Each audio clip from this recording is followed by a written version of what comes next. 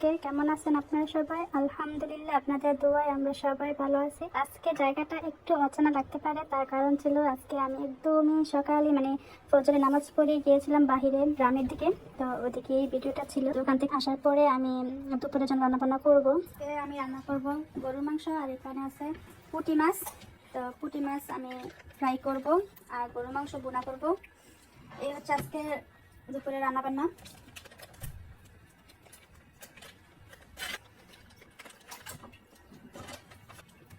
এগুলো আমি একটু ছোট করে কেটে নেব, এই বড় বড় পিসগুলো।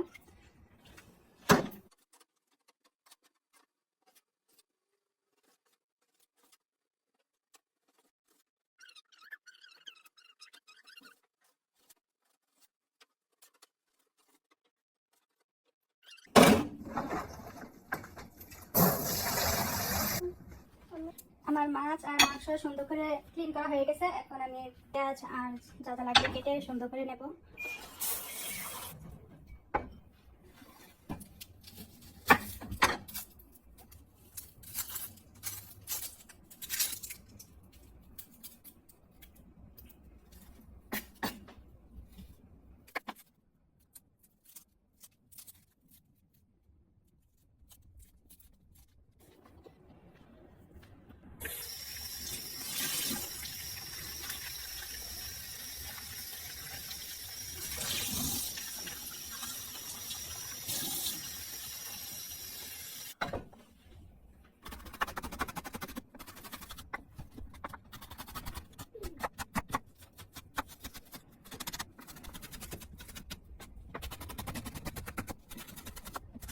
পেঁয়াজ কাটা শেষ।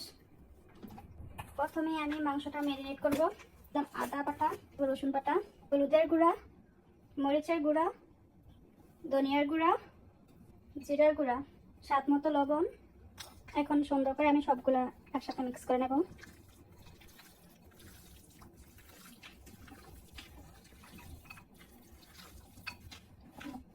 এই তো ম্যারিনেট করা হয়ে গেছে। এখন আমি এটাকে কিছুক্ষণ রেস্টে রাখবো। তো চলে আসলাম, এখন রান্নাবান্না শুরু করবো। অনেকক্ষণ মাংসটা রেস্টে রেখেছিলাম, এখন রান্নাবান্না শুরু করবো। দিয়ে নিচ্ছি। আজকে পাতিলে রান্না করব। এই পাতিলে গরু মাংস রান্না করলে নাকি বেশি মজা হয়। তো আস্ত গরম মশলা, পেঁয়াজ কুচি,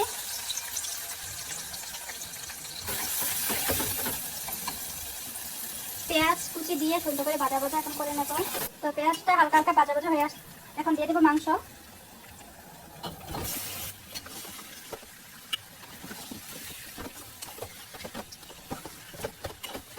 আস্তে আস্তে ডেকে ডেকে এটা আমি কষিয়ে নেব। ফ্রাই করবো, তার জন্য তেল দিয়ে দিচ্ছি। জাপানে আমরা এরকম ছোট ছোট মাছ সব জায়গা পাই না, যদিও দু এক জায়গা পাই, ভালো হয় না।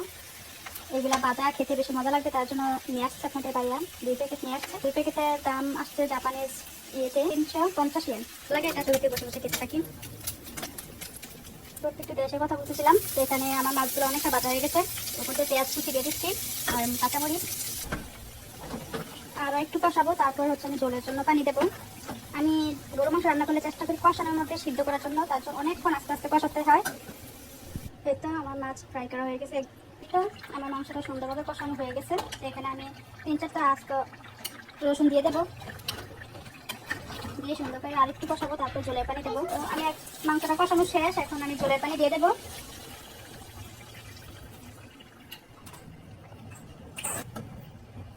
এখানে কিছু নারকেল নিয়ে আসছি।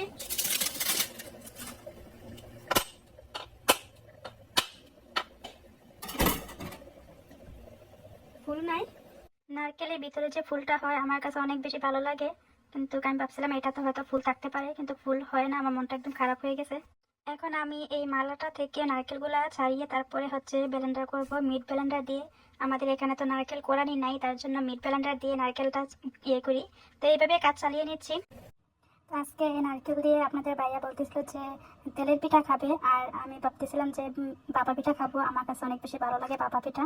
তো দুজনের আত্মারি রাখবো, একদিন করে বানাবো।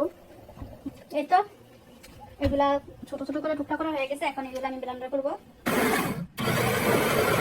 এই তো সবগুলো নারকেল ব্লেন্ডার করা শেষ হয়েছে, একদম কুচি কুচি সুন্দর হয়েছে।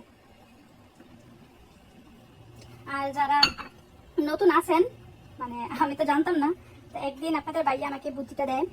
তো তো আমার মতো যারা আছেন নতুন তারা এভাবে কাজ চালিয়ে নিতে পারেন। আর আমি এমনি তো নারকেল কোরাতে পারি না, তো আমার কাছে এটাই সুবিধা মনে হয়। এভাবে আমি বক্সে করে রেখে দেবো, আমার সুবিধা মতো আমি একটু একটু করে নিয়ে ব্যবহার করব। এখানে 2টা নারকেলের ইয়ে ছিল, 900 ইয়েনের মতো ছিল। একসাথে 2টা 3টা এনে তারপরে এভাবে রেখে দিই, তাহলে পিঠা বা যখন যেটাতে লাগে সুন্দর দেওয়া যায়। এই তো সুন্দর এভাবে রেখে দিছি। এখন আমি এটা ডিপ ফ্রিজে রেখে দেবো, অনেক ভালো থাকবে, এটা নষ্ট হবে না। তো আপনাদের কাছে কেমন লাগছে জানাতে পারেন। মাংসটা হয়ে গেছে, তো এখন আমি নামিয়ে নেব। এখন পাতিল থেকে আমি এটা সার্ভিং ডিশে রেখে দেবো, দিয়ে তারপর পাতিলটা ধুয়ে ফেলবো। আমার কাছে গরুর মাংস এইভাবে রান্না করলে বেশি মজা লাগে, আলু দিয়ে বা অন্য কোনোভাবে মজা লাগে না। এই তো আমার লাল লাল গরুর মাংস বোনা, কেমন হয়েছে জানাবেন। আমার এই প্লেট টাকার একটা অনেক উপকার আসছে আমার কাছে, আর এটা অনেক বেশি ভালো। এটা আমি নিয়েছিলাম অ্যামাজন থেকে, এই একটা অনেক বেশি ভালো। আর আমি এটা কিনছি প্রায় 4 বছর হয়ে যাবে, অনেক বেশি ভালো এটা। তো এখন আমি এটা ইন করবো সুন্দর করে।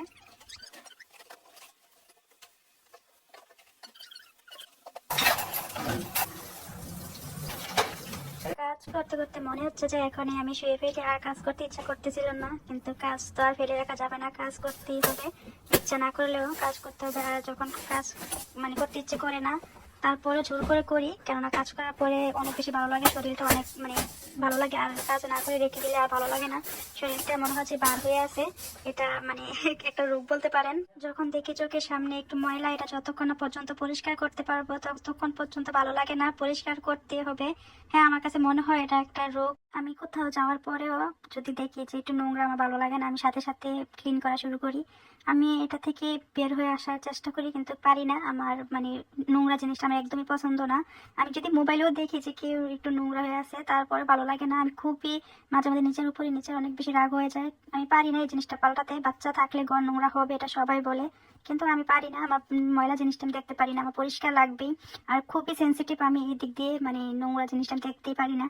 যদি কেউ এই বিষয়ে জেনে থাকেন, আর এটা যদি কোনো একটা সমস্যা হয়, কিভাবে সমাধান করবো প্লিজ আমাকে একটু বলবেন। আমাদের বাইরের ঘর মুছতেছে, আর আমি এদিকে একটু ব্যালকনিতে চলে আসলাম। আজকে বাড়ির আবহাওয়াটা অনেক বেশি সুন্দর, অনেক সুন্দর রোদ্র উঠছে, অনেকদিন পরে, এতদিন বৃষ্টি ছিল।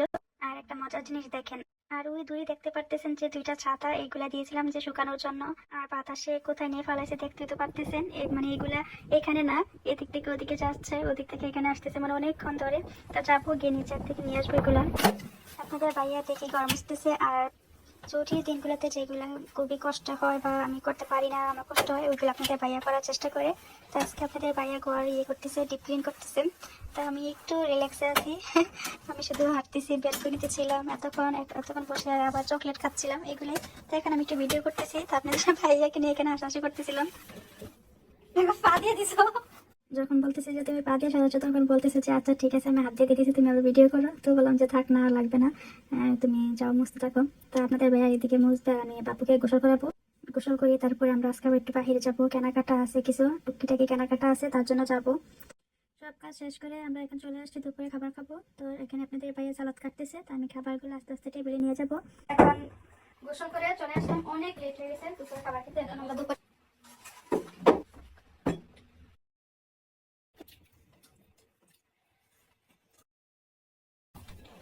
এখন খাবো। আর আজকে তরকারিটা অনেক বেশি মজা হয়েছিল, গরু মাংস বোনাটা অনেক বেশি মজা লাগছে আমার কাছে। খাওয়া দাওয়া শেষ করে চলে আসলাম, একটু বাইরে কিছু কেনাকাটা ছিল। আর ছুটির দিনগুলোতে একটা দিক দিয়ে খুব বেশি সমস্যা করে, যেমন খাওয়া দাওয়া করার পরে অন্যান্য দিনগুলোতে আমি একটু শুই, কিন্তু ছুটির দিনগুলোতে আর শোয়া হয় না, খুবই ক্লান্ত লাগতেছিল। তারপরে চলে আসলাম, কেনাকাটা করতে হবে। আর ছুটির দিনে না আসলে অন্যান্য দিনে আসা হয় না, তো এগুলো লাগবে, তো তার জন্য চলে আসলাম। আমি আর বাজারে ভিডিও পুরোপুরি করতে পারি নাই, একটু করে আর করতে পারি নাই, মোবাইলের চার্জ শেষ হয়ে আসছিল তার জন্য। তো এখানে কি কিনে আসলাম চলেন দেখা যাক। এখানে ছিল আমার পছন্দের একটা কোকোনাট কুকিজ, এটা আমার কাছে অনেক বেশি পছন্দের। তারপরে ছিল চিজ, তারপরে ছিল করলা, আর করলাটা ছিল অনেক সুন্দর, একদম ফ্রেশ ছিল, তো একটা নিয়ে আসছিলাম। তারপরে ছিল মিক্স সবজি, এটা ছিল ফ্রোজেন, আমি এই 3 প্যাকেট নিয়ে আসছিলাম, খিচুড়িতে ব্যবহার করা হয়। তারপরে ছিল ভেন্ডি, আর ছিল শসা। তারপরে ছিল দুধ, দুধ নিয়েছিলাম 2 প্যাকেট। তারপরে ছিল চাউলের গুঁড়া 1 কেজি, আর ছিল 2 প্যাকেট ময়দা, আর ছিল পেঁয়াজ, আর নিয়েছিলাম আপেল। তো এদিকে বাজার শেষ, এখন আরেকটা প্যাকেট খুলবো, চলেন ওটাতে দেখি কি কি আছে। তো এই প্যাকেটে প্রথমে ছিল লিকুইড, তারপর তো লিকুইড ছিল, আর ছিল নারকেল, আর ডাব ছিল। আবার নিয়ে আসছি এগুলা। তো আমার কাছে ভালো লাগে নারকেল আর ডাব, তো আজকে একটু দামে পেয়েছিলাম তার জন্য নিয়ে আসছি। তারপরে এই তো চিপস, আর আমার পছন্দের আর একটা ডাল ভাজা। এই ডাল ভাজাটা অনেক বেশি মজা লাগে আমার কাছে। আর এটা হলো তেল, এটা হচ্ছে আলাদা তেল, অনেক বেশি ভালো। এটা ফ্যাট কম, তার জন্য নিয়ে আসলাম। আর ছিল টমেটো, আর আজকে টমেটোগুলো একটু সুন্দর ছিল, বেশি একটু কাঁচা কাঁচা ছিল। আর কলা, তো কলাটা আমি বাসায় রাখার চেষ্টা করি, বাচ্চাদের কলা খাওয়ানো বেশি ভালো, তার জন্য কলা রাখি। আর ছিল স্ট্রবেরি। এই তো আজকে কেনাকাটা এতটুকুই। তো কেমন লাগছে আপনাদের কাছে কমেন্ট করে জানাতে পারেন। তো যেগুলো কেনাকাটা করে নিয়ে আসছিলাম জায়গায় রেখে আপনাদের ভাইয়াকে বললাম যে ডাবটা কেটে দেওয়ার জন্য, তো আপনাদের ভাইয়া ডাবটা কেটে দিচ্ছে, এখন ডাব খাবো বসে বসে। তো আজকে ভিডিওটা এই পর্যন্তই। তো কেমন লাগছে আপনাদের কাছে কমেন্ট করে জানাতে পারেন। যদি ভালো লাগে তাহলে লাইক করতে পারেন, শেয়ার করতে পারেন, আর যদি বেশি ভালো লাগে তাহলে প্লিজ সাবস্ক্রাইব করবেন চ্যানেলটা। তো সবাই ভালো থাকবেন, সুস্থ থাকবেন, আল্লাহ হাফেজ।